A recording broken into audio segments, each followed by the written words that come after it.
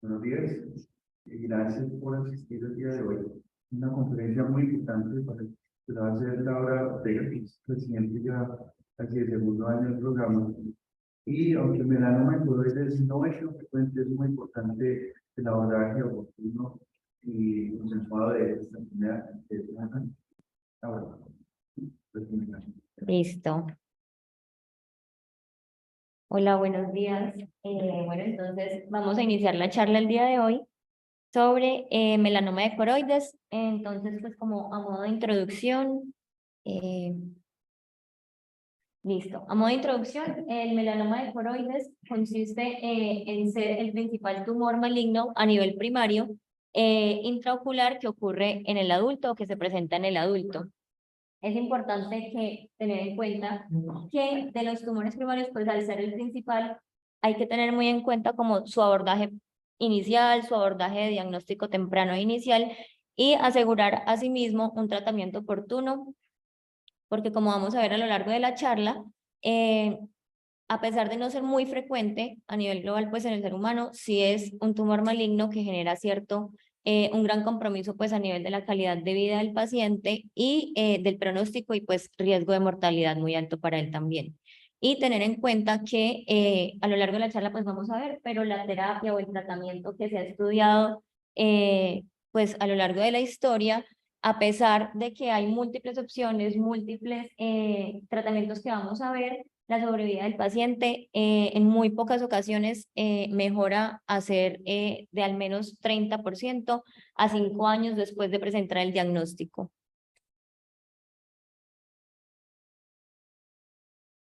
Entonces hay que tener en cuenta que pues hay unos pilares fundamentales para el manejo y el abordaje de esta enfermedad. Lo primero es tener en cuenta que va a haber pues como unos objetivos muy estandarizados e importantes que lo primero es preservar la vida del paciente y asegurar que el paciente pues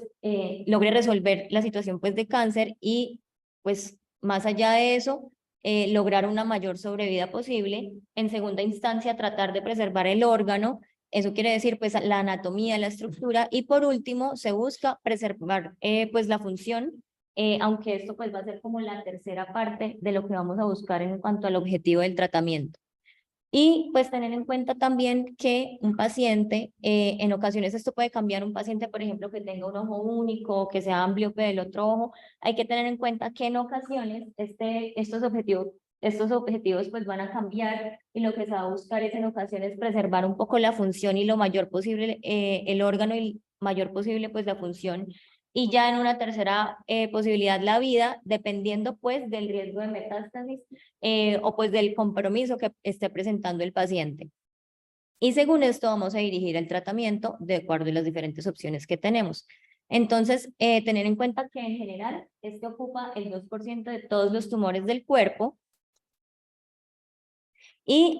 tener en cuenta pues que todos estos tumores del cuerpo dentro de los melanomas ocupa aproximadamente el 5% de los melanomas en cuanto a tejidos oculares y anexos. Y de estos vamos a ver que dentro de los melanomas oculares el melanoma uveal ocupa el 85%, el conjuntival un 5% y otro 10% en otros sitios contiguos y tener en cuenta que estos melanomas uveales que ya hemos venido pues mencionando, el de coroides es el que va a ser pues como el principal y el más, pues el más frecuente en cuanto a todos los melanomas uveales. Entonces, como podemos ver, este va a ser, pues en una mayor medida, el de coroides hasta en un 90%, luego el melanoma pues de cuerpo ciliar y ya posteriormente de iris en un menor porcentaje. Epidemiológicamente hablando, entonces se menciona a nivel global y pues como en toda la literatura, unas incidencias estables de 5 a 8 por millón de habitantes, un pico entre 55 a 62 años, un poco más frecuente pues en los hombres que en las mujeres. La mayoría tienden a ser unilateral y sobre todo o hasta en un 97% de la población va a ser una población caucásica en una menor medida van a estar comprometidos pues poblaciones hispanas y asiáticas y en una menor medida poblaciones pues africanas o pues de raza negra. Y se ha visto una gran asociación de que es mucho más frecuente, hasta 3 veces más, en ojos azules o en ojos grises en comparación con otro tipo de ojos específicos de coloraciones pues más marrones u oscuras. Eh, La diferencia. Así. doctor, pues por la melanina que va a haber pues como en todo el tejido Y por ocular. esas son las mismas. Y porque, bueno, Se eliminan. sí, Sí. se dice que es mayor en, pues como en zonas o en países lejos del Ecuador, en comparación con aquellos que están cerca del Ecuador, y sí se han visto como porcentajes mucho más elevados en estas poblaciones. Y como en estas zonas, pues todos son, pues la mayoría blancos, tienden a ser mucho más frecuentes en estos casos. Y ya teniendo en cuenta que pues somos una población hispana, también hay una cierta frecuencia o cierta relación en cuanto a la diferencia entre los blancos hispanos y los no hispanos. Se ha visto que aquellos blancos hispanos han tenido pues como unas incidencias de 1,69 y aquellos blancos no hispanos, es decir, pues ya verdaderamente caucásicos, de unas incidencias de 6,02 por millón de habitantes. Y tener en cuenta que en un alto porcentaje, hasta en un 88%, los pacientes no han tenido como antecedentes algún tipo de malignidad previa. En cuanto a los factores predisponentes, entonces lo que sí se ha visto descrito muy ciertamente es que poblaciones caucásicas, de pieles blancas, de coloraciones pues, de ojos y cabello claros, monos, rubios o pues colores azules y verdes de los ojos, tienen una muy alta probabilidad de generar pues como un mayor factor predisponente para el desarrollo del melanoma. Poblaciones o pues pacientes que al exponerse al sol sean de fototipos Fitzpatrick, pues como claros y que al exponerse al sol no se bronceen, sino que se quemen, también hace como parte dentro de los factores predisponentes. Pacientes que sean expuestos a arcos voltaicos, pacientes que tengan como antecedente un nevus coroideo, se dice que 1 de cada 8.000 nevus coroideos puede progresar a un melanoma de coroides, y pacientes con nevus de Ota, se dice que 1 en 400 pacientes pues lo van a presentar en cuanto a relación con la presentación del melanoma y su malignidad. Y también otro tipo de asociaciones como las neurofibromatosis tipo 1 se han visto en relación. En cuanto a esto, pues que se menciona que en la literatura que sí se ha visto como una relación en cuanto a los factores como ocupacionales, expuestos a este tipo pues como de arcos pues como de arco volcaico. Sin embargo, no hay como una significancia estadística que quepa pues como mencionar acá, sino que es como hallazgos que se han encontrado. Respecto al pronóstico, entonces vamos a tener en cuenta que este presenta una alta tasa de mortalidad incluso desde el momento del diagnóstico, y se va a encontrar como diferentes hallazgos tanto clínicos como histopatológicos y citogenéticos que nos van a ayudar como a deducir o a sospechar de una mayor mortalidad o una menor mortalidad. Entonces, en cuanto a los aspectos clínicos, vamos a ir desarrollándolos a lo largo de la charla, pero muy principal y tenerlo en cuenta, el tamaño del tumor es como uno de los principales que nos va a ayudar a determinar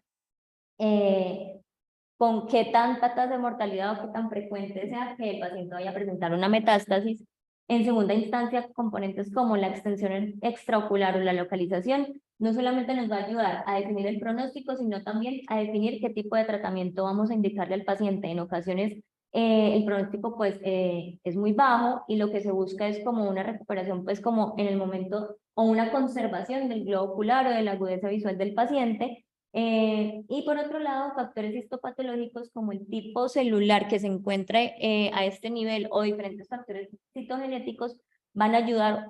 como a definir qué tipo de pronóstico va a tener el paciente. Entonces, ya hablando como de los aspectos clínicos, el tamaño del tumor ya lo voy a mencionar un poco más adelante, más detalladamente. Y en cuanto a la localización, mencionábamos que lo más frecuente es el melanoma a nivel coroideo, pero se ha visto que hay una menor tasa de mortalidad o quizá pues de esto un mejor pronóstico aquellos que se presentan a nivel del iris, con una mortalidad de 8% a 5 años, un poco mayor cuando se presentan a nivel de coroides, que es pues como lo más frecuente, de 14%, y esta va a ser mucho más elevada cuando se presentan a nivel del cuerpo ciliar, con una mortalidad hasta del 53%. Pero pues tener en cuenta que esto es de los menos frecuentes que se van a presentar. Y por otro lado, la configuración, otros aspectos como el aumento, pues a mayor edad pues se genera como mayor mortalidad, ser hombre genera un riesgo un poco más alto de mortalidad, y presentaciones como adicionales, como manifestaciones como melanosis oculodérmicas también van a tener una mayor asociación con mortalidad. A nivel histopatológico, el tipo celular que se va a encontrar nos va a definir si va a tener una mayor o menor mortalidad. En general, aquellos melanomas uveales de células de tipo pues, epitelioides van a generar una mayor mortalidad y aquellas fusiformes o de componente mixto, una menor mortalidad. Y asimismo, la presentación de actividad mitótica, otros componentes como linfocitos tumorales, infiltrantes tumorales o extensión extraescleral también van a ser pronósticos como aumento de mortalidad. Entonces, sobre los aspectos y factores genéticos, en la literatura se describen una cantidad de factores y como alteraciones genéticas y cromosómicas. Sin embargo, a manera de resumen, pues yo traigo aquellas alteraciones o presentaciones cromosómicas que nos van a ayudar a definir si el paciente va a estar ante un melanoma que quizá tenga un factor protector o un buen pronóstico, y aquellos que generan una mayor mortalidad con una reducción muy alta de la supervivencia. Entonces, respecto a factores de buen pronóstico, se ha encontrado que ganancias en el cromosoma 6P hacen como parte de los factores protectores y disminución pues en mortalidad a largo plazo o de una presentación menos grave o menos agresiva del melanoma uveal. Y aquellos pacientes que presenten pérdidas o de lesiones del cromosoma 1 y sobre todo el cromosoma 3, se ha visto muy asociado como a peores tasas de mortalidad y también ganancias en los cromosomas 8, también se ha visto pues como aquellos factores como de mal pronóstico o que generan una reducción de la supervivencia. Entonces, como mencionábamos, lo más frecuente que vamos a encontrar en cuanto a anomalías cromosómicas son las pérdidas del cromosoma 3 hasta en un 60% de estas manifestaciones y las ganancias del cromosoma, pues de cromosomas 8Q. Aquí esta tabla también pues la traigo como de manera de resumen. Lo único que quiero mencionar aquí es que dentro de las principales alteraciones genéticas y epigenéticas que se encuentran son dentro de estas mutaciones de los protoncogenes GNA11, que esto sí se ha visto como muy relacionado a peores pronósticos y peores manifestaciones, y también mutaciones inactivantes de los genes supresores de tumores como el BAP1, que esto también está muy descrito, y como lo podemos ver, hay una alta frecuencia como en presentación de estas mutaciones en cuanto a aspectos de mal pronóstico y pues severidad de la enfermedad. Y tener en cuenta que este tipo de mutaciones pues se ha visto y se ha descrito que no solamente está en los melanomas de coroides, sino también en pacientes que tengan nevus coroideos. También se ha visto pues como que a lo largo de esta vía, a nivel del melanoblasto, el melanocito, el nevus y el melanoma uveal, se presentan muy frecuentemente estas dos, pues como estas dos mutaciones de estos oncogenes. Entonces, que el hecho de que también se presenten a nivel del nevus coroideos, es decir, previo a que se tenga pues el tumor o el melanoma, el hecho de que se presente pues en estos nevus también hace como sospechar de que incluso en eventos muy tempranos de la enfermedad, previos pues como la manifestación del melanoma, estén como predisponentes o como factores asociados a la presentación y a la patogénesis de la enfermedad. Sin embargo, lo que se dice también es que únicamente la presentación de estas mutaciones no hacen como que se desarrolle la enfermedad, sino que es más bien alteraciones también adicionales como a nivel epigenético, a nivel de alteraciones cromosómicas y pues también de factores ambientales, pues como cuando se desarrolla pues un cáncer. Entonces, que a manera de resumen, lo que veníamos mencionando, cuando se generan este tipo de alteraciones a nivel de la vía pues del melanocito, nevus y melanoma, esto es como lo principal que vamos a encontrar, que incluso en algunos nevus, y como se ha venido diciendo, que uno de 8.000 nevus presentan como progresión a melanoma uveal, vamos a ver que asimismo, como se presenta como esta mutación, se va a generar alteración o mutación de estos protoncogenes y mutación del cromosoma, o de lesión pues del cromosoma 3. El hecho de que en este punto se divida a factores como predisponentes o de mal pronóstico y otras alteraciones cromosómicas que generan como un mejor pronóstico, hace que se divida o que se clasifique el melanoma uveal en dos clases o pues como en dos subtipos que ya vamos pues como a explicar más adelante. Pero a manera global, aquellos pacientes que presenten alteraciones o adiciones del cromosoma 6 hace que se genere un subtipo o una clase tipo 1, donde el melanoma uveal, pues digamos que no va a ser tan agresivo o tan metastásico. A diferencia de aquellos que presenten pues de lesiones del cromosoma 3, se va a ir como hacia la segunda vía, que es una clase tipo 2 o una segunda clase del melanoma, que sí va a tener una alta frecuencia en presentación y en pues como avanzar a metástasis pues mucho más graves. Entonces, ya pues como a lo largo de el desarrollo como de diferentes tipos de estudios, como este tipo que es el perfil de expresión genética y otros tipos de estudios pues como epigenéticos, se ha encontrado que este melanoma se va a dividir en estas dos clases, pero asimismo se va a dividir en dos subtipos, que son el subtipo A, el subtipo B, C y D, pero de manera general estos clase 1 se ha encontrado que el riesgo de potencial, pues como de metástasis, va a ser bajo o intermedio, en un promedio de entre 2 a 21% de tener un riesgo de metástasis a 5 años, y aquellos clase 2 con otro tipo de mutaciones, como lo son una sola copia o de lesión del cromosoma 3, pacientes pues como que tengan adicionalmente adiciones del 8q o de lesiones del 8q, se ha visto que este sí tiene un mucho mayor aumento del riesgo de metástasis a 5 años, hasta un 32%. Entonces, ya pues como para hablar también de las metástasis. ¿Cómo se estudia específicamente sus tumores? No, en Colombia, pues lo que busqué y todo eso, en Colombia no hay como ese tipo de estudios, y bueno, si los hay o si están empezando a llegar, digamos que la parte como de costo efectividad, o sea, no da para nuestro tipo de sistema de salud, ¿sí? Entonces, ya como vamos pues como a desarrollar la charla, también es importante mencionar, pues ahora que lo dice, que la parte clínica es muy importante y es muy enriquecedora también, o sea, no solamente clínico, sino también las ayudas diagnósticas nos van a ayudar a diferenciar, a definir si estamos ante algo muy potencialmente metastásico o ante algo que podemos manejar de una forma pues como más conservadora. Entonces, sí, no, pues yo lo traigo pues a modo como de mencionar lo que hay desarrollado pues ya como globalmente este tipo de protoncogenes, pues como de mutaciones que nos van a, exactamente, que son como mucho más específicas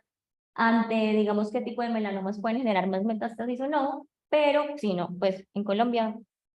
todavía no, pues no.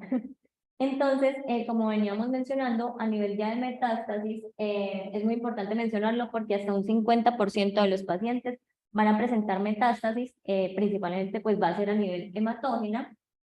y una posterior muerte a 10 años hasta en un 50% también. Y como cabe la pena pues también mencionar, independientemente del tratamiento que se instaure, no ha habido pues como por ahora un estudio que diga que algún tipo de tratamiento en específico genera una mejor respuesta o una menor como mortalidad pues.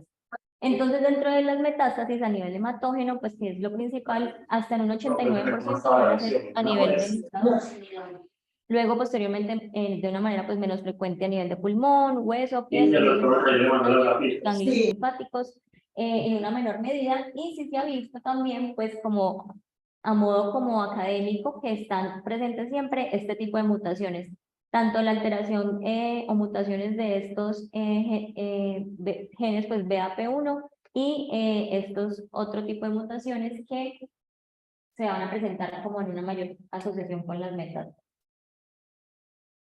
Eh, Listo, entonces ya pues para hablar del diagnóstico, del abordaje de la enfermedad, de cómo vamos a iniciar pues como el manejo de esta patología y lo que... ¿Esta metástasis era del uveal en general o del coroideo? Del uveal, encontré del uveal en general, o sea, como que los incluyen todos como en un mismo campo. Entonces, es importante mencionar que algo en lo que pues nosotros nos oftalmólogos nos vamos como a enfocar mucho es en toda la parte del diagnóstico, del abordaje inicial y pues de identificación como del diagnóstico de la enfermedad. Entonces, primero tener en cuenta las características demográficas, la zona donde vive el paciente, pues si estamos hablando de una población hispana, una población africana o caucásica, qué características especiales tiene el paciente, si pues todos los factores predisponentes que ya habíamos mencionado, y también vale la pena pues como mencionar que es importante registrar y también al momento del diagnóstico anotar qué tipo de antecedentes tiene el paciente, si tiene alguna enfermedad de base como tipo neurofibromatosis tipo 1, o si ya tiene diagnosticada previamente un melanoma coroideo u otra patología que nos pueda como ayudar a asociar la enfermedad. O sí, pues ya cabe la pena mencionar si ya han tenido un antecedente de un melanoma coroideo y pues que el paciente ya sepa su diagnóstico, que haya sido manejado o que esté en seguimiento a nivel, pues a manera de observación de esta patología. También pues tener en cuenta el examen físico, ayudarnos con diagramas de colores pues de fondo de ojo y las diferentes ayudas diagnósticas que ya vamos a desarrollar. Entonces, en cuanto a las manifestaciones clínicas, pues claramente esto va a depender tanto de la localización como del tamaño del tumor, pero también es importante mencionar que hasta el un 40% de los pacientes van a ser asintomáticos. Entonces, lo que vamos a obtener es, pues, por lo general, son pacientes ya, pues, como más o menos de 60, 65 años. Sus manifestaciones van a ser a nivel principalmente unilateral y en caso, ya en el momento en que el paciente presente síntomas, los principales síntomas van a ser disminución de la agudeza visual, visión borrosa, presencia pues como de miodesopsias o alteraciones a nivel de deslumbramientos, fotopsias, alteraciones del campo visual y también dolor, aunque el dolor es muy raro, pero cuando usted se presenta lo más probable es que esté muy relacionado con neovascularización o también a un glaucoma secundario que puede estar generando ese dolor, aunque pues es muy raro. Y ya al examen físico hay que tener en cuenta que siempre que estemos examinando un paciente en el que se le encuentre una lesión intraocular pigmentada, siempre hay que asegurarnos de descartar melanoma coroideo, porque dentro de estos tumores es pues como el más frecuente. Y siempre describir qué coloración tiene, qué aspecto tiene, las características principales y si tiene como aspectos de benignidad o de malignidad. Entonces ya respecto al color, lo que vamos a encontrar generalmente es una lesión sólida, por lo general una masa que va a ser a nivel subretiniano, por lo general va a tener unos bordes delimitados y la coloración normalmente tiende a ser pues como entre café blanca, un poco negro, la mayoría o hasta un 50% de los pacientes son de lesiones pigmentadas, sin embargo, otro porcentaje, hasta un 15% van a ser amelanóticos. En cuanto a los aspectos y presentación de la lesión, por lo general van a ser unas lesiones en forma de domo hasta un 75%, como aspecto de domo u ovaladas. En un 20% van a ser este tipo de lesiones como aspecto de champiñón y en un menor porcentaje, hasta un 5%, tienden a ser lesiones un poco más difusas y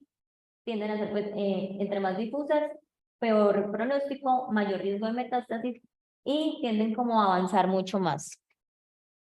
Ya dentro de los aspectos de benignidad y malignidad, es importante no solo mencionarlos, sino también anotarlos en la historia clínica. Aspectos como presencia de halo blanco alrededor de la lesión, presencia de drusen, hacen parte como dentro de las características a sospechar de que este melanoma de pronto no está avanzando tan rápido y de pronto un poco más de benignidad en comparación con otros aspectos como la presentación de pigmento naranja o desprendimientos de retina serosos o líquido subretiniano, son como componentes de malignidad que también hay que registrar en la historia clínica. Entonces, asimismo, no solamente pues como identificarlo, sino anotar si hay algún tipo de desprendimiento de retina, por lo general van a ser desprendimientos exudativos, si va a haber o no presencia de atrofia del EPR, que pueden estar muy relacionados, o presencia de necrosis, no solamente pues necrosis como manifestación clínica, sino necrosis en el momento, digamos, si un paciente ya ha sido tratado con braquiterapia o entre otros tipos de tratamiento, si este paciente ha presentado necrosis. Y también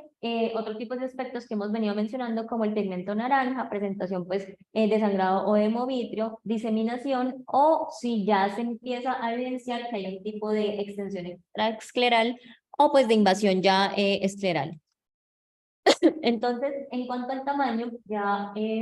ahora sí pues vamos a especificar un poco más de esto, porque el tamaño no solamente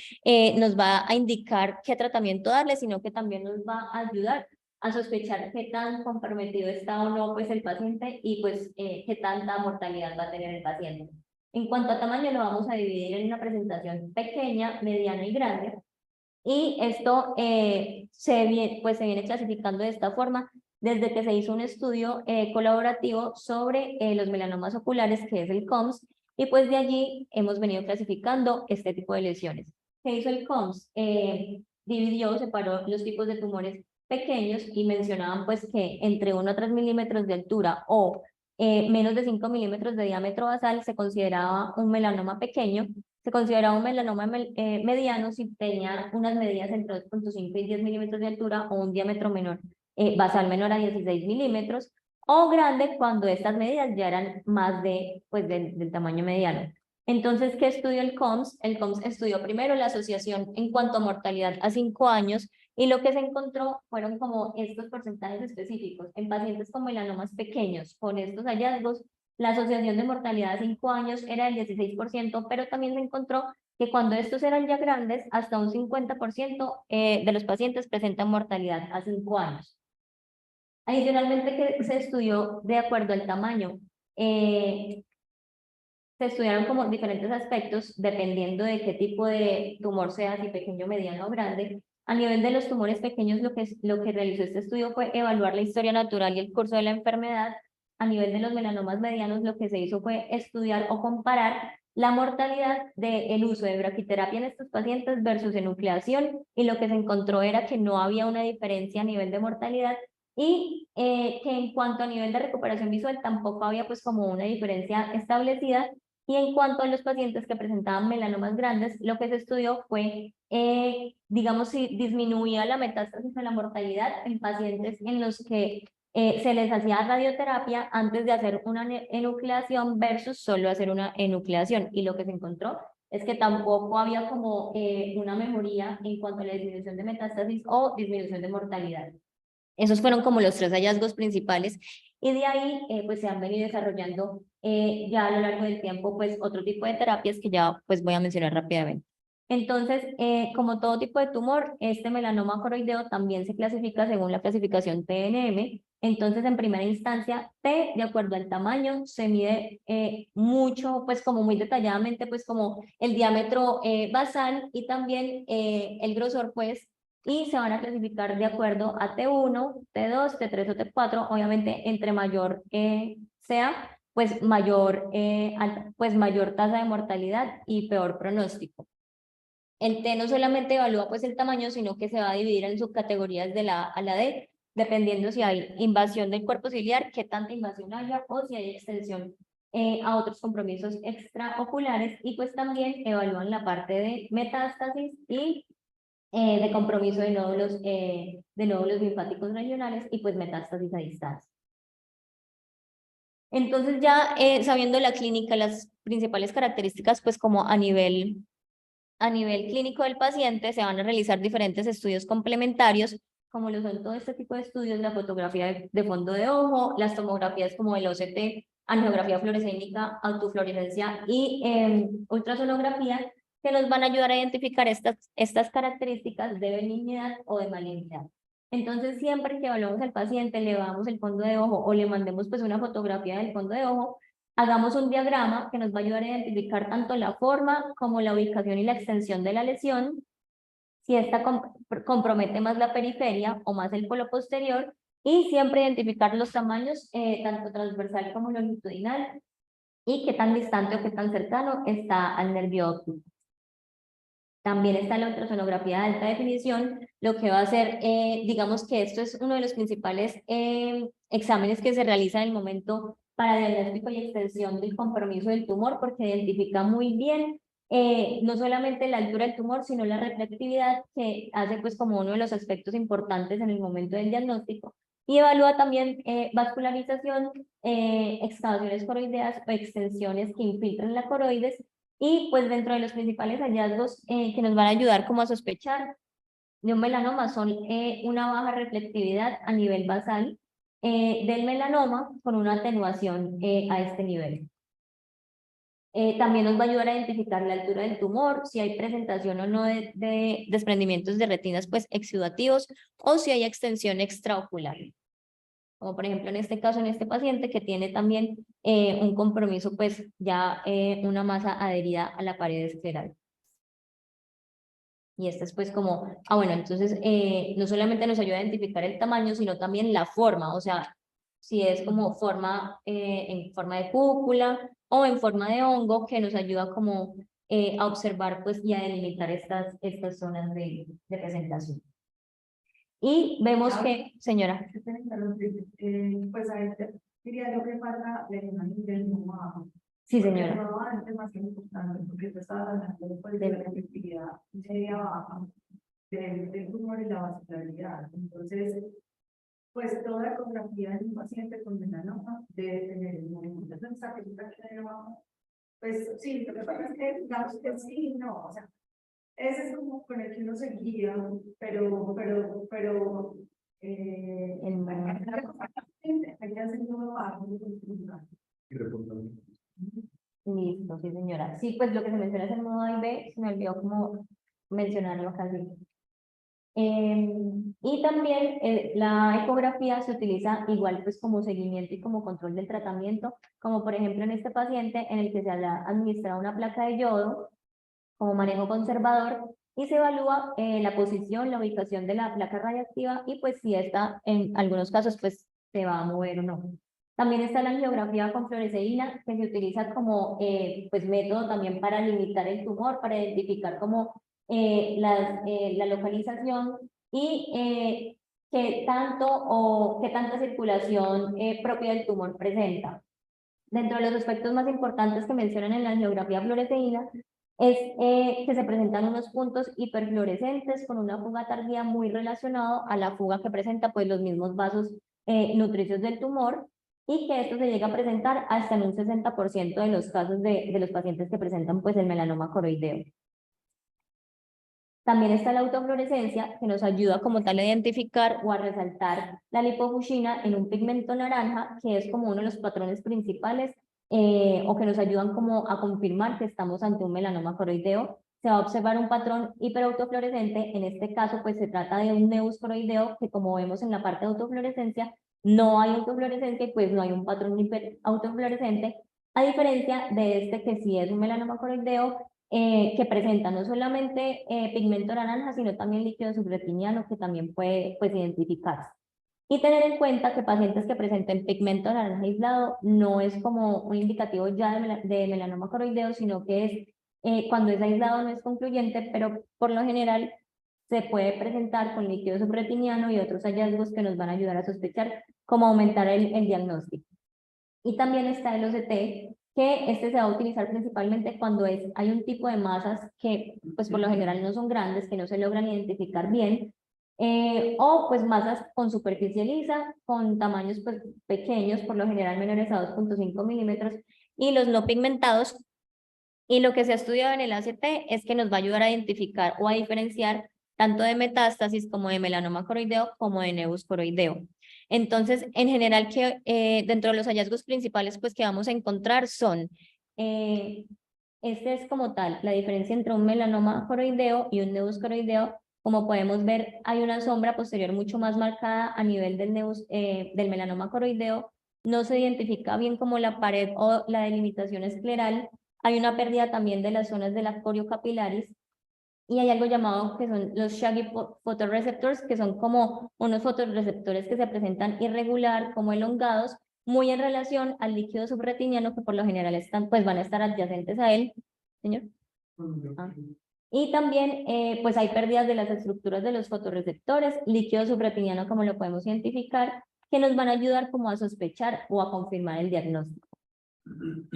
Hay lo más importante de Perdón. Sí, señora. Pero tenía que pues, no le queda la duda si era melanoma. Entonces, aunque no para visualizar la presencia de líquidos, la y pues obviamente la actividad de líquidos la calidad es muy importante la presencia de líquidos. Listo, sí, señora. Sí, de hecho, pues, o sea, ayuda mucho como a ser como uno de los factores de riesgo que ya vamos a evaluar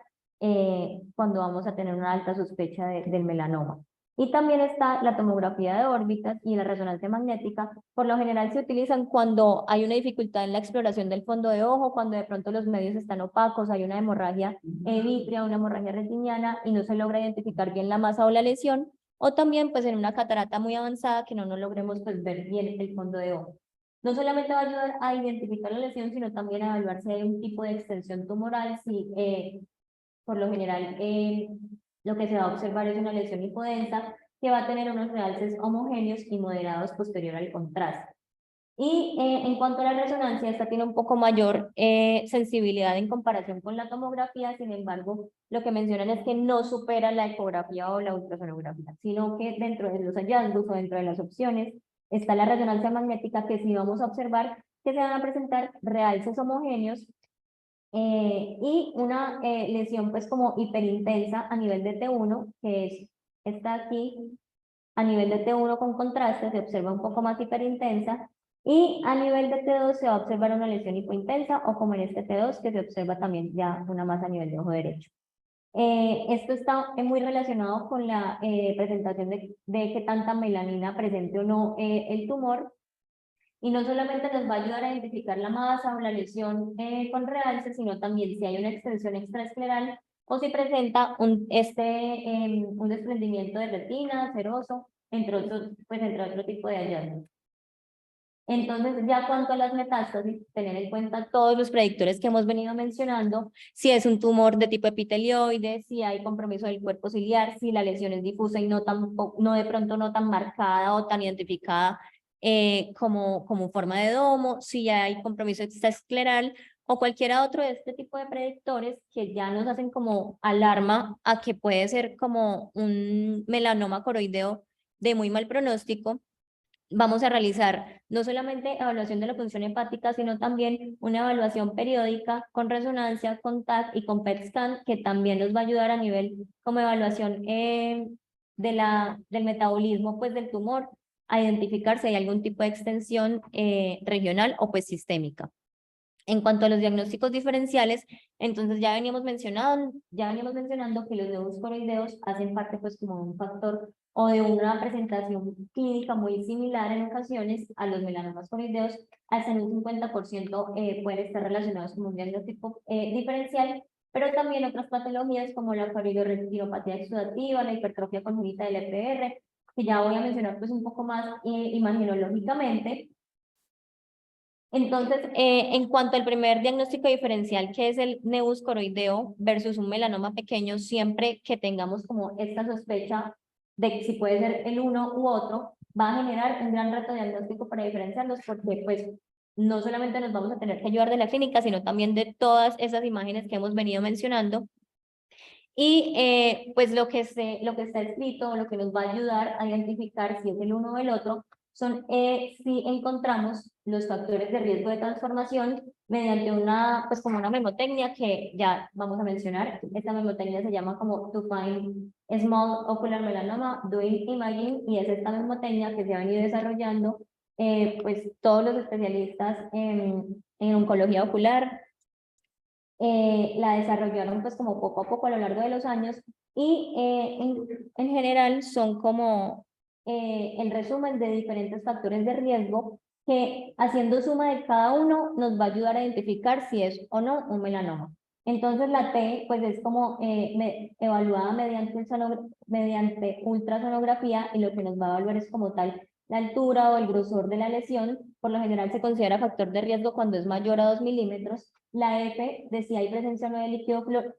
subretinal, y lo que nos va a ayudar pues como a identificarlo es pues el OCT, como lo decíamos pues previamente. Si el paciente presenta o no pérdida visual o está sintomático, también pues se considera un factor de riesgo. El pigmento naranja evaluado mediante autofluorescencia también hace parte pues dentro de otro pues de los factores de riesgo. Si hay o no sombra o si sombra a nivel de la lesión mediante la ecografía, o si el diámetro de la extensión en el fondo de ojo es mayor a 5 milímetros. Entonces, pues los especialistas, o pues ya digamos está descrito que dentro de los factores de riesgo hay ciertos riesgos relativos que, sumándolos, nos van a generar pues como un riesgo o un mayor porcentaje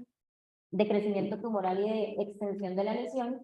Y por lo general, lo que vamos a ver es que el grosor, el líquido subretinal y el pigmento naranja son como los factores de riesgo principales que se van a estudiar o que se van a identificar, y si estos tres se llegan a presentar, se puede encontrar un riesgo relativo de hasta 9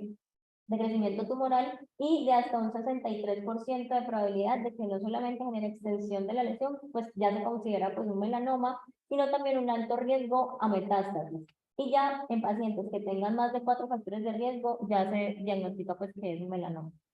Entonces, ya sabiendo cuáles son los factores de riesgo que vamos a identificar principales,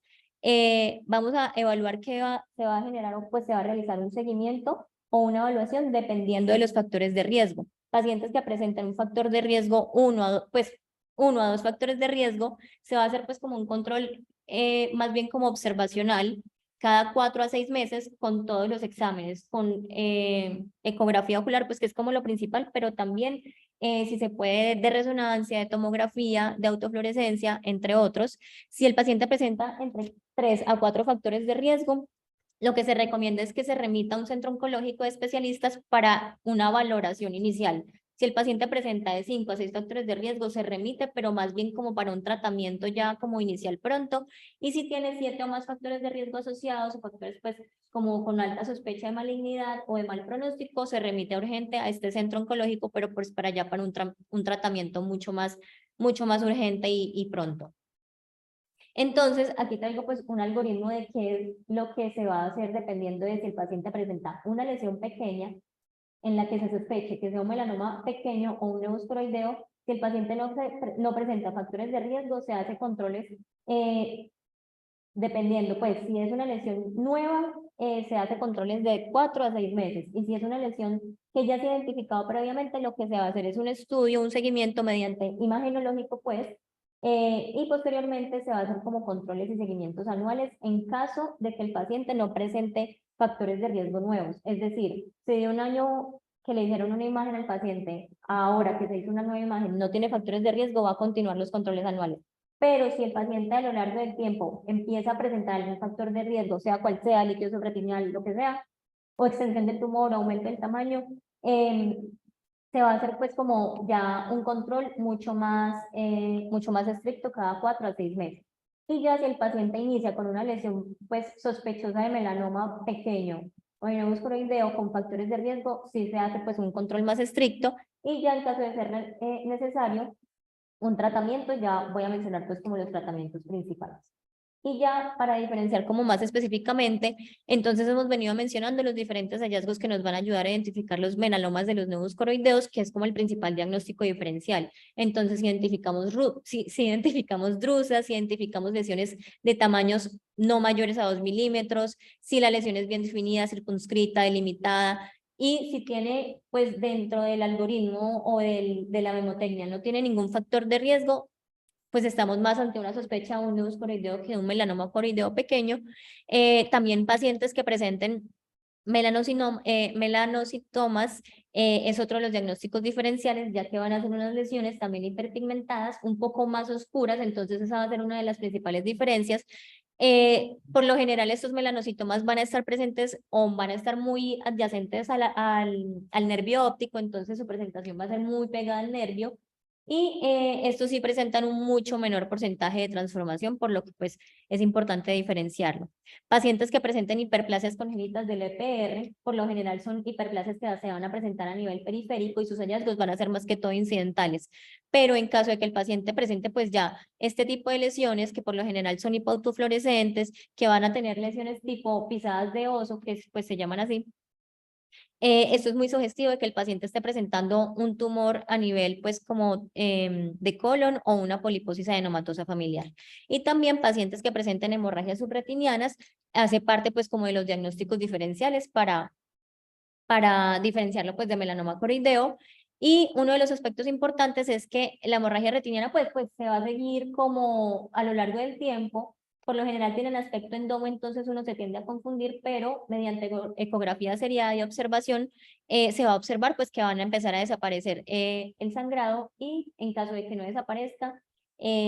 siempre indican pues como que casi que toca ser llevados a enucleación porque va a ser muy difícil diferenciarlos. Y no descartar las metástasis coroideas que tienden a ser lesiones melanómicas, por lo general en polo posterior, en múltiples, varias lesiones en un ojo o puede ser bilateral. Y tener en cuenta que entonces pacientes que tengan un tumor en otra zona, pues un tumor en otro órgano, no significa que lo que tengan ya en el fondo de ojo sea una metástasis sí o sí, porque se ha visto que pacientes, hasta un 10% de los pacientes con melanoma coroideo, tienen otro tumor maligno asociado. Entonces, pues, siempre sospechar, pues, como de metástasis, pero no descartar el melanoma coroideo cuando estamos viendo una lesión pigmentada. Y ya en cuanto al tratamiento, entonces, para no extenderme un poco, vamos a hablar de los tratamientos ablativos y los tratamientos mutilantes. De manera global, pues se dividen en estos dos tipos de tratamientos. Los ablativos, entonces vamos a hablar de la termoterapia transpupilar, la radioterapia externa y la braquiterapia. Y los tratamientos mutilantes están las resecciones parciales y la enucleación. Tener en cuenta que pues en cuanto al tratamiento, ninguno de estos va a tener una ventaja sobre el otro. Cada uno pues tiene como una indicación dependiendo del tamaño de la lesión, del riesgo de progresión, de la metástasis que presenta el paciente y que tampoco hay un tratamiento específico para la metástasis cuando el paciente pues, cuando hay una metástasis por melanoma coroideo, por lo que en pacientes que ya mediante confirmación imagenológica pues de extensión tumoral a órganos adyacentes o a otros órganos a distancia, tipo metástasis a hígado, pulmón o cerebro, el tratamiento va a ser más paliativo, dependiendo claramente pues de la edad del paciente, el grado de compromiso. Si es un paciente ya pues como 80, 90 años, va a ser un tratamiento más paliativo, más conservador, de pronto de mantener o preservar la agudeza visual como la función del paciente y no enuclear al paciente porque pues no va a cambiar el pronóstico. Entonces, en cuanto a la termoterapia transpupilar, por lo general habían sido indicadas para lesiones pequeñas, para tumores o melanomas coroideos pequeños, menores a 10 milímetros basales y hasta 3 milímetros de espesor, o por lo general que se consideraran tumores de riesgo bajo. Sin embargo, esta termoterapia, a pesar de que en comparación con el resto de láser, es como la que mejor infiltra el melanoma o la lesión a nivel ya coroideo, también presentan unas altas tasas de recurrencia, altas tasas de pérdida visual y de fracaso al tratamiento, sobre todo en pacientes que tengan lesiones pues de alto riesgo, con altos, pues con hallazgos que la condicionen a ser un alto riesgo, tienden a recurrir hasta en un 45%, y pues tener en cuenta que independientemente, pues la termoterapia transpupilar no es tan, no siempre va a generar como una potencia completa para abarcar la lesión, es decir, no siempre va a tener una adecuada penetrancia al láser y por eso es que genera como ese riesgo o ese alta tasa pues como de recurrencia o de fracaso al tratamiento. También está la terapia fotodinámica que la menciono pues de manera rápida. Por lo general se ha venido utilizando también para diferentes tipos de lesiones, sobre todo pacientes con lesiones pequeñas, pacientes con altos riesgos o hallazgos de alto riesgo por lo general no se indica. Y lo que se utiliza es el Bisudin, que es un fotosensibilizador pues ya más desarrollado en la actualidad. Se pone al paciente a exposición de luz y al exponer el fotosensibilizador a la luz, por lo general es la betaporfina 6 miligramos por metro cuadrado endovenosa por 10 minutos. Posteriormente o 5 minutos después se expone el paciente a la luz con longitudes de onda específica y se inicia pues como la terapia fotodinámica por medio de la fotosensibilización cuando se expone el paciente a oxígeno. Se expone el oxígeno, se activa como tal el fotosensibilizador y lo que hace es que esto se absorbe por las células tumorales y posteriormente va a generar como una reacción de muerte celular, de apoptosis, de liberación de radicales libres y pues de muerte celular. Por lo general esta terapia cuando se utiliza se repite cada 6 semanas hasta asegurar que esté completamente necrosado, pues muerta la actividad tumoral, la actividad celular a nivel tumoral. Y ya está la braquiterapia en placa, que como tal es en la actualidad de los tratamientos más utilizados para el melanoma coroideo. Se utilizan diferentes métodos, pues diferentes sustancias, como lo son el yodo 125, que es el que más se usa, pues el palacio y el rutenio, y el estudio COMS lo que indica es que la radioterapia se utilice para los tumores pequeños o tumores medianos que tengan espesores no tan aumentados entre 2 a 10 milímetros y diámetros menos a 16 milímetros. No se indican para tratamiento de tumores pues grandes. Ya les voy a explicar por qué. Y por lo general, en estos tumores se genera una supervivencia a 12 años muy comparable con la enucleación. Entonces ya hace parte del subespecialista en oncología indicar si se va a realizar braquiterapia en placa o si se va a realizar enucleación. Y tener en cuenta que se ha logrado un éxito hasta un 90% en los pacientes en los que se hace un buen procedimiento, con tumores de buen tamaño o en los que sí se indica el tratamiento, y se ha logrado incluso hasta en un 80% de los pacientes conservar no solo la estructura o la anatomía, sino también conservar la visión más o menos entre cuenta de dedos o un poco mejor. Entonces, ¿por qué no está indicado en todos los pacientes o qué tenemos como limitante la dimensión del tumor? Ya que, por ejemplo, el yodo 125, que es la de la plaquita más utilizada, digamos que la limitante es el tamaño porque la estructura o la forma de la placa, lo máximo que viene es de 24 milímetros. Entonces, tumores mayores a 20 milímetros no se les recomienda, no se les indica tratamiento y pues en caso de hacerlo no genera pues como una adecuada respuesta, una adecuada resolución o un adecuado tratamiento. Lo máximo que se utilizan son lesiones más de 20 milímetros de base y lesiones de aproximadamente 10 a 12 milímetros de altura. Lesiones de más de 13 milímetros tampoco se indican y digamos que los expertos recomiendan es que pues no va a servir la braquiterapia porque pues la placa no va a tener como ese borde libre de 2 milímetros que se recomienda. Y tampoco se recomienda lesiones más altas porque entre más altas pues se va a necesitar más energía y más pues como mayor dosis y de radiación y va a generar diferentes efectos adversos como lo son el melting escleral, necrosis o retinopatías por radiación, que incluso eso se ha venido aumentando pues o se ha presentado como efecto adverso importante. Y tener en cuenta que la braquiterapia en placa no se indica como para solucionar completamente, pues como para resolver completamente el tumor o eliminarlo completamente porque no lo va a lograr, sino que lo que se busca es reducir el tamaño del tumor al menos a 1/3 de lo que era previamente. Y por otro lado, no se busca que desaparezca, sino más bien mantener controlada la lesión, que no aumente, que no se expanda. Y mencionan pues en los textos que una braquiterapia bien hecha, hecha pues en unos pacientes que sí están indicadas o los pacientes idóneos, va a ser igual a una enucleación y que no todos los pacientes que pasan a ser irradiados pues van a perder la visión. Entonces, ya después... Pero hay un más importante que tener en cuenta en las radioterapias, siendo un tratamiento muy bueno, es que tanto como por lo menos los pacientes que van con retinopatía por radiación. Entonces, la retinopatía por radiación es una, o sea, el tumor ya regresa, pero queda con una exudación por el resto de la vida casi. Y a mí me tocó pues, cuando vine allá en Italia, que les quitaban la placa, o sea, les quitaban la placa, a las presentaciones les quitaban la placa e inmediatamente empezaban con Avastin, pues con el medicamento, para evitar pues toda la parte de la retinopatía por radiación, pero así les ponían Avastin cada mes, pero sí hacen retinopatía por radiación. Entonces, pues obviamente conservamos el órgano, pero con la visión. Listo. Listo. Y ya,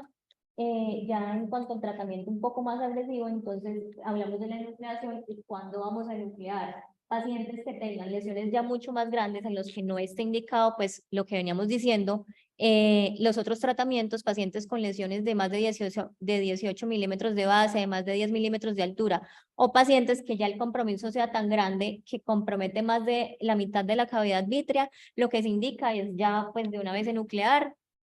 Tumores que invadan o comprometan el nervio óptico, también la indicación es enuclear, o pacientes que son no percepción de luz, que tienen pues ojo doloroso o un glaucoma neovascular asociado que pues ya no tenga un ojo funcional, se recomienda enuclear, o pacientes que ya tengan una extensión extraescleral. Entonces, estas imágenes pues son brindadas por mi compañero el doctor Marcos Restrepo. Hace como en los últimos 15 días realizaron una enucleación de una paciente pues con un cuadro clínico muy sugestivo de melanoma, con todos los criterios.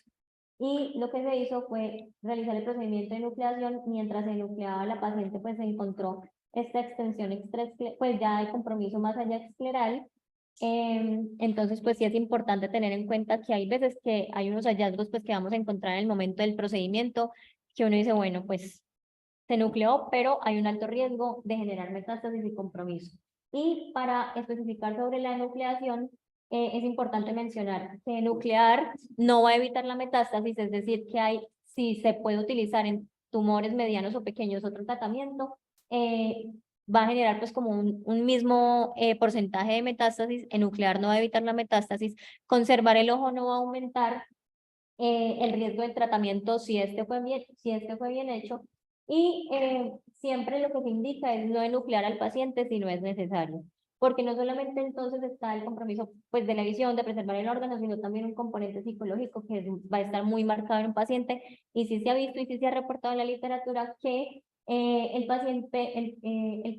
siempre va a tener como un mejor resultado de la calidad de vida en los que no son enucleados que en los que son enucleados, independientemente, claro, de la metástasis, porque pues ya la metástasis va a ser independiente del tratamiento. Y ya, pues como para adicionar, pues como en la actualidad lo que se ha venido estudiando en los últimos años es el uso de nanopartículas AU011, que son partículas recombinantes que se utilizan, que son similares a un virus bioconjugado. Entonces lo que se hace es pues como se utiliza la partícula o la nanopartícula con estimulación con un fotosensibilizador que se va a estimular con láser infrarrojo, y al estimularse va a atacar directamente las células del tumor. El AU011 se ha encontrado que tiene un trofismo muy importante y una unión importante de la cápside viral al heparansulfato de las células del melanoma, y sí se ha visto que genera directamente efectos citotóxicos en el tumor, como necrosis y también activación pues como de células inmunomediadas, pues como para ayudar a eliminar o atacar el tumor. Y lo que se ha encontrado en los estudios que todavía pues van ni siquiera como que hay como publicaciones ya como globales, sino que apenas se están encontrando hallazgos poco a poco. Lo que se ha encontrado es que sí se ha visto un poco la regresión del tumor con respecto a los daños colaterales, y se han encontrado mejores resultados visuales en comparación con otros tratamientos que son ya más invasivos y pues como más graves para el paciente. Y es por esto que estas nanopartículas son como lo que vienen en la actualidad y lo que se está desarrollando como tratamiento. Entonces estos pues siguen estudio, pero sí es importante como mencionarlo. Y ya a nivel histopatológico mencionábamos que hay un subtipo celular que va a generar como una mayor tasa de mortalidad. Entonces, cuando a un paciente se le toma una biopsia o se hace una enucleación, esta histopatología nos va a ayudar tanto para confirmar como para estadificar el tumor. Ya sabemos en TNM, pero también para identificar el subtipo celular, que nos va a ayudar como a ver qué tanto compromiso hay. También nos va a ayudar a identificar el pronóstico, porque pues obviamente vamos a observar el tamaño, la localización, qué tipo de lesión es, qué tipo de forma tiene, la invasión, si esta compromete o invade más allá la esclera. Y también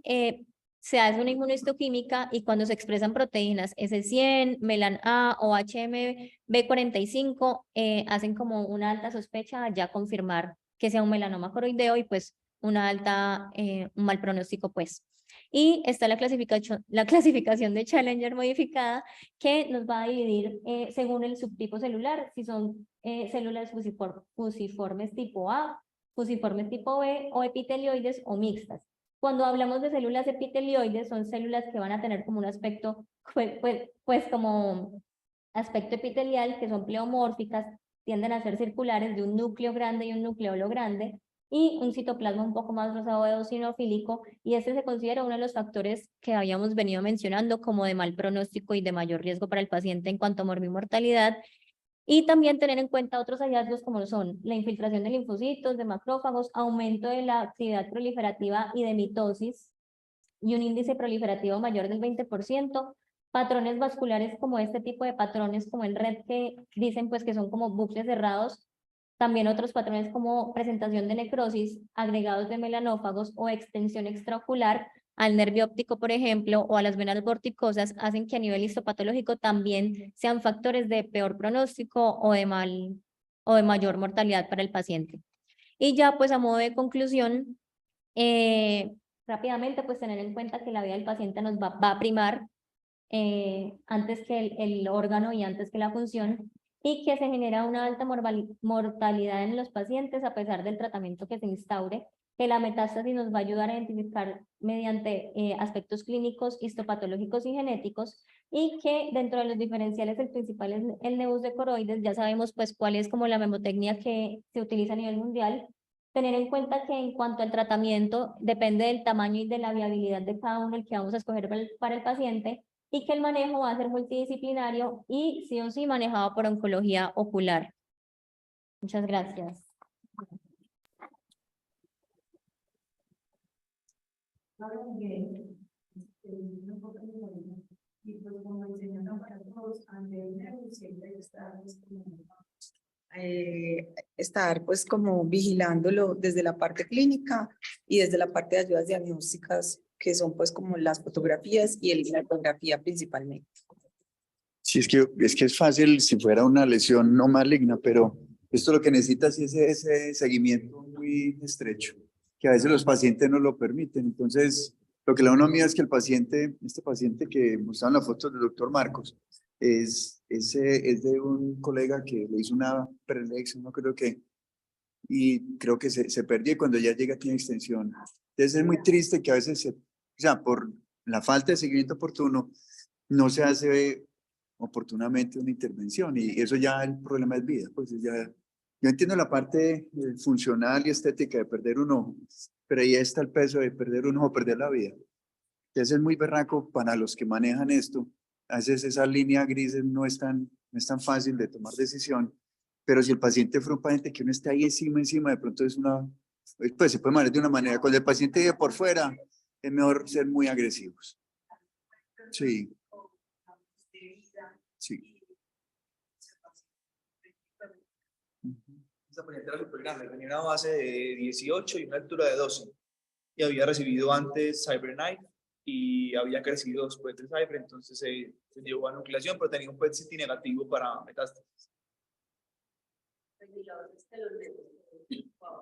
la consulta de oftalmo general me toca ver muchísimos. Entonces, pues no dejarlos pasar, porque esto, pues, miren que son señales que uno tiene que estar alerta, haciendo seguimiento tanto en ayudas diagnósticas como clínico,